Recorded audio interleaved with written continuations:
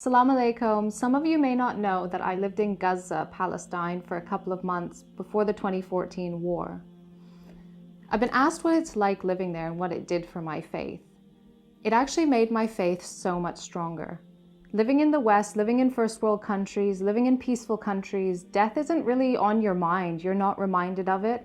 And so it's easy for us to forget where we're going to end up one day and what does that actually mean. So when I was living there and you don't know when war is going to start, you don't know what's going to happen next, it keeps you really strong on your deen. You don't delay your prayers. Like the minute the ADHAN goes, you're in the bathroom making wudu, because you don't know what's going to happen in the next 15 minutes. So you always want to be on point. It made me remember Allah a lot more. It's such a beautiful country. It's so blessed and fertile, and the fruits and everything that grows there is just so amazing. I was pretty lucky in terms of any war or anything going on while I was there. There was one incident that I did see the gunboats shooting at the shore a couple of kilometers away from where I was. It was late at night. It was about 10 or 11 o'clock at night.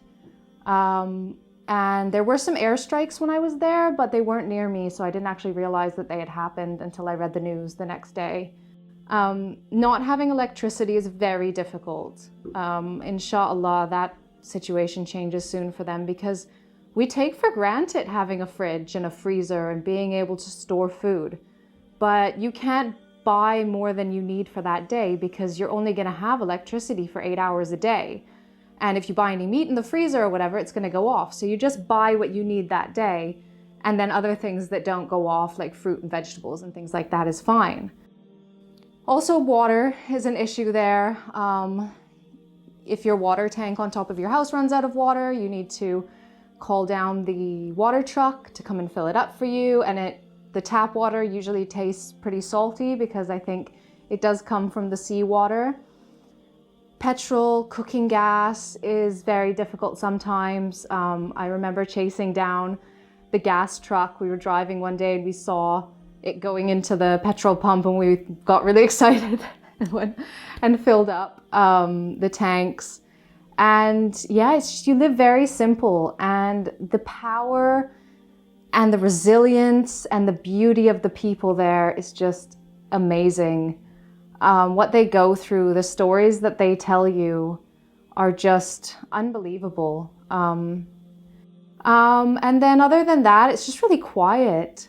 The only sound is the drones flying over because it's a no-fly zone for any other kind of aircraft. So it is very quiet there until you hear a drone. You aren't spoiled for choice like you are here. You eat what's seasonal. So when it's corn harvest, every house you go to is giving you barbecued corn. When it's watermelon harvest, everywhere you go, you're eating watermelon. And it's quite beautiful in a way. I really enjoyed that. And it's just a really peaceful, simple life. I really loved it. And I would probably live there again if I had the chance, because it brought me very close to Allah, and it made me very grateful for everything that I have. And when I left and I went to Dubai, I remember turning on the light and seeing the light turn on, and I said, Alhamdulillah, because in Palestine, you'll have to wait until it's your turn to get electricity, usually. So it's about sitting outside and enjoying the moonlight until you actually have electricity in your house. So may Allah bless the people of Palestine who struggle every day